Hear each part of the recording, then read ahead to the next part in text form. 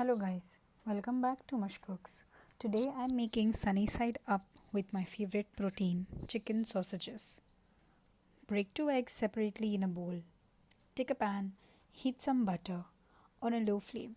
When you see smoke, pour your eggs and let it cook. While it's cooking, add in the spices of your choice. I like mine with black pepper, basil leaves, some oregano, and a sprinkle of garlic powder. You can add or skip this step, but it makes the eggs truly flavorful. And of course, some salt. Simmer until you see the yolks look cooked. Once the eggs are done, we will start prepping the chicken sausages. These are onion and cheese flavored. In the same pan, add more butter, and once it's well heated, lower the flame and add your sausages.